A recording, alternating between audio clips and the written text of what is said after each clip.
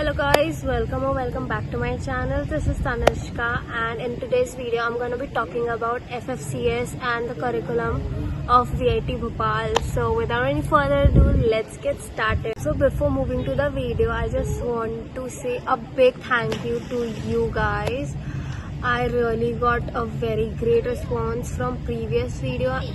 So a big thank you to you guys, and this really motivates me to shoot more videos. So yeah, the first thing which we'll be covering today in this video is the credit system of VIT Bhopal.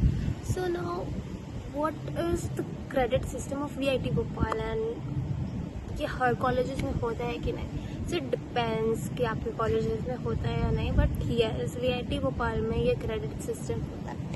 सो ये ज़्यादातर बच्चों को समझ में नहीं आता पहली बार जब वो सुनते हैं ये सब के बारे में. बिकॉज मैं भी जब फर्स्ट ईयर में थी तो मुझे भी समझ में नहीं आता है क्रेडिट सिस्टम होता क्या एंड हमें क्या करना होता है एंड ऑल. पर लाइक धीरे धीरे मुझे समझ में आया है. So I have gained some experience in this and now I am gonna be sharing you those thing जो कि आपको मदद करे आपको अपने बीटेक डिग्री कंप्लीट करने में. सो क्रेडिट सिस्टम बेसिकली ये होता है कि फॉर एग्जांपल अगर आप CSE कोर के हो या CSC स्पेशलाइजेशन आपका AIML में, सो आपको एक पर्टिकुलर क्रेडिट टोटल क्रेडिट मिलता है कि आपको इतना क्रेडिट कंप्लीट करना है. फॉर एग्जांपल मैं CSE कोर की हूँ, सो मुझे क्रेडिट मिला है 160 कि मुझे पूरे 4 ईयर जो 4 ईयर्स ऑफ बीटेक होता है उसमें मुझे पूरे 4 ईयर्स का क्रेडिट कंप्लीट करना होता है. So 160 is basically the total credit जो मुझे कंप्लीट करना होगा. Have to complete my bachelor's degree. I need to complete those 160 credit like the total credit 160. So वो हर सेमेस्टर और हर ईयर में डिवाइड हो जाता है. फॉर एग्जाम्पल फर्स्ट ईयर में फर्स्ट ईयर के फर्स्ट सेमेस्टर में you will be having a small amount of credit which you need to complete in that semester only. It's raining. So you need to complete in that semester only. So yeah.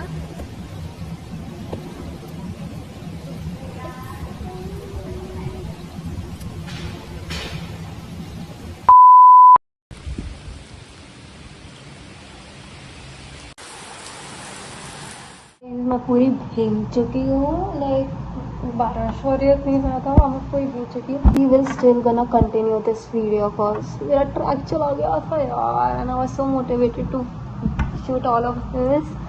So yeah let's continue the video without any disturbance. So credit system basically जो मैं समझाना चाह रही थी वो ये था कि आपके specific semester and specific year एक क्रेडिट सेट कर देते हैं प्रोग्राम से एंड वो आपको वो क्रेडिट आपको कंप्लीट करना होता है. वो कैसे कंप्लीट करोगे? सो वो बेसिकली आपको अपने कोर्सेज बेसिकली पास करने होते हैं एंड वो आपको अपने कोर्सेज कंप्लीट भी करने होते हैं और वो पास भी करने होते हैं, जिसमें आपको दिखाता है रिपोर्ट कार्ड में कि आपने इतना क्रेडिट कंप्लीट कर चुके हो. बाय चांस आप पास नहीं होते और आप फेल हो जाते हो और आपको F ग्रेड आता है. सो F ग्रेड मीन्स कि आपको सप्ली लग रही है एंड ऑल्सो आप फेल हो चुके हो, तो वो क्रेडिट उस पर्टिकुलर सब्जेक्ट का नहीं दिखाता है कि आपको इतने क्रेडिट नहीं मिल रहा है. तो मैं आप एक एग्जांपल ले रही हूँ. फॉर एग्जांपल मेरे को 160 टोटल 4 ईयर का कंप्लीट करना है in order to get my bachelor's degree. So now that मैं मान लीजिए मैं फर्स्ट सेमेस्टर में हूँ. सो फर्स्ट ईयर के फर्स्ट सेमेस्टर प्रोग्राम चेयर ने दिया कि आपको 21 क्रेडिट कंप्लीट करना है. और 21 क्रेडिट को कैसे डिवाइड कर दिया? उन्होंने बोल दिया कि calculus and Laplace, basically calculus and Laplace is the part of maths. तो मैथ्स को 4 क्रेडिट, फिजिक्स को 4 क्रेडिट, इंग्लिश को 2 क्रेडिट करके ऐसे से डिवाइड करके 21 कर दिया. एंड मैं सारे अगर कोर्सेज में से पास हो जाऊंगी तो मेरे में दिखाएगा कि I have completed 21 credit which means 160 minus 21 which means 139 courses are left for me to complete in order to get my bachelor's degree. And बाकी 21 कोर्सेज मैं कर चुकी हूँ, मैं कंप्लीट कर चुकी हूँ ऐसा। बट अगर आप उनमें से एक सब्जेक्ट पास नहीं करते, फॉर एग्जांपल आपका मैथ्स 4 क्रेडिट्स का था, जैसे आपका कैलकुलस एंड लैप्लास मान लीजिए 4 क्रेडिट्स का था, और आप वो पास नहीं कर रहे हो, तो आपको ऐसे दिखाएगा कि 21 माइनस 4 विच इज 17, तो ऐसा दिखाएगा कि आपने सिर्फ 17 कोर्सेज ही कंप्लीट, 17 क्रेडिट्स ही कंप्लीट किए हैं, एंड आपको 4 क्रेडिट के लिए या तो सप्ली देना पड़ेगा या तो वो प्रोसीजर होता है वो करना पड़ेगा, तभी जाके होगा। सो ऐसे हमारा क्रेडिट सिस्टम होता है।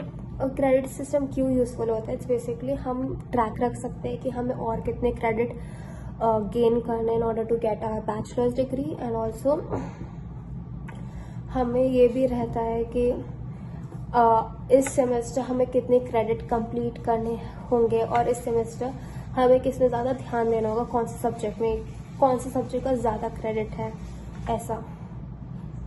जैसे जो लेंथियर एंड टफर सब्जेक्ट्स होते हैं उनका क्रेडिट 4 होता है, और ऐसे से डिवाइड होते जाता है। लाइक अगर आपको इस सेमेस्टर अगर 21 क्रेडिट ऐसे कंप्लीट करना है, तब what programme should do is वो लेंथियर एंड टफर सब्जेक्ट्स का 4 क्रेडिट्स रखते हैं, एंड बाकी जो like easy and value based subject होते हैं उनका वो 2 या 3 क्रेडिट्स रख देते हैं। सो ऐसे वो क्रेडिट डिवाइड होके एडअप होके वो उतना नंबर दिखाता है कि आपने इतना क्रेडिट कंप्लीट कर दिया है, ऐसा होता है।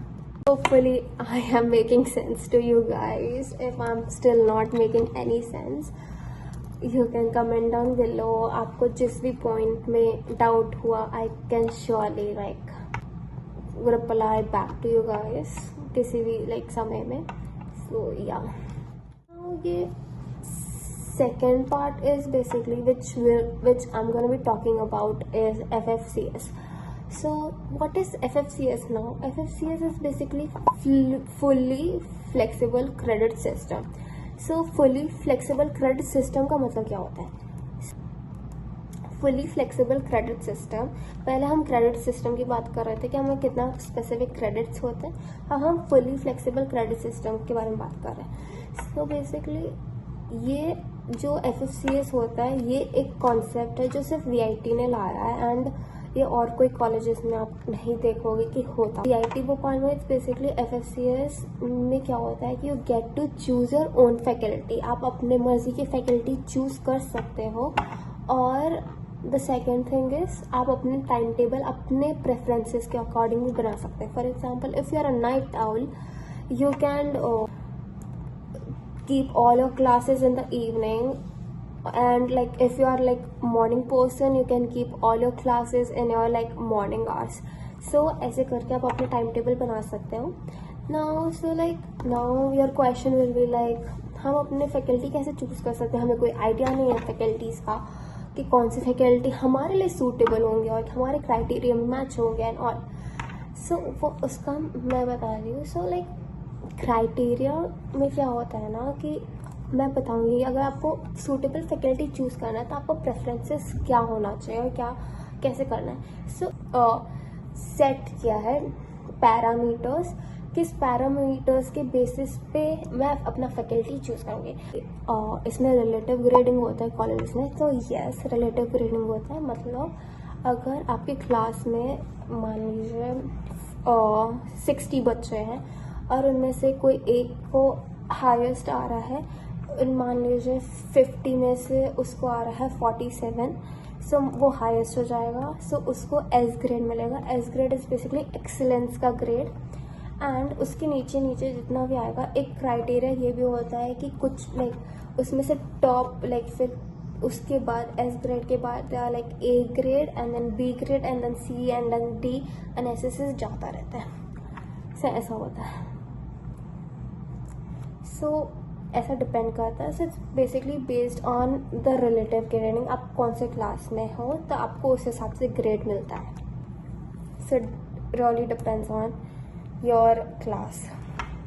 आप बोलोगे कि आपका FFCS स्लॉट हम कैसे पता चल सकता है। So it's basically your FFCS slot is based on your VIT triple E rank for first year student, and if you're like a second year student, then your FFCS slots based on your CGPA, your current CGPA, your attendance. So ऐसे basis पे होता है FFCS slot. And also आपका program chair a week before or like few days before your FFCS, he basically gives you like a list of curriculum for particular semester कि आपको कितने subjects होंगे उस semester में, तो आप उस हिसाब से like वही subjects choose करोगे FFCS के समय से, ऐसा रहता है. The third thing which I'll be covering in this today's video is the curriculum. So as I said कि curriculum differs a lot.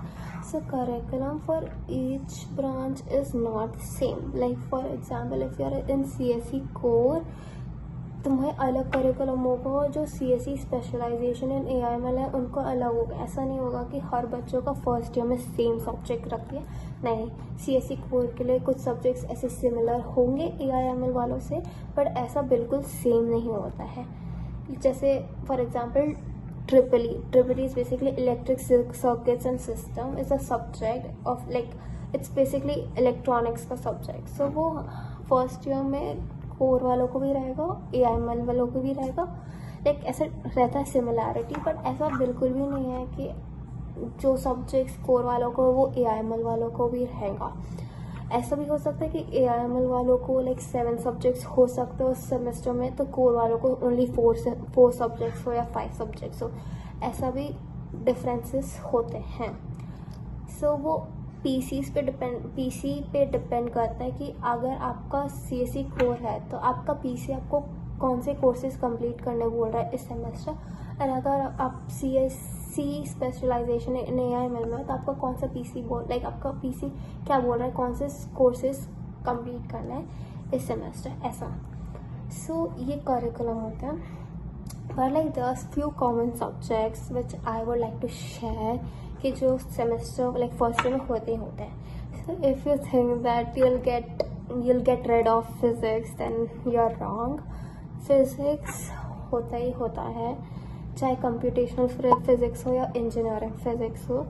Maths में calculus and Laplace is mandatory. Like it's one of the most irritating and toughest course in maths, but then Laplace and calculus भी होता है.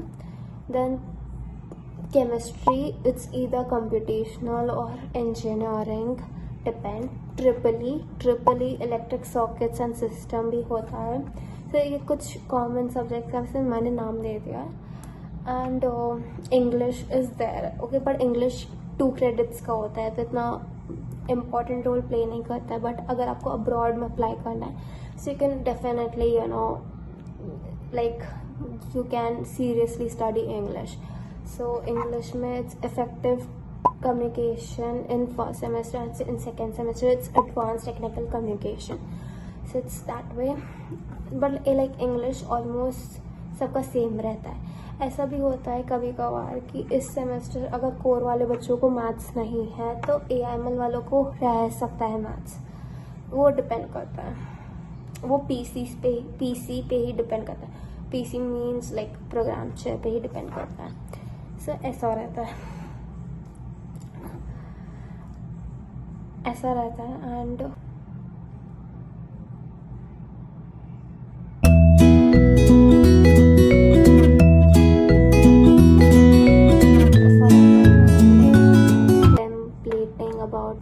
but then I want to open a series where I am gonna interview all my friends, and I'm gonna be like, asking them few here and there questions, and then they're gonna be answering. That way I'm like contemplating.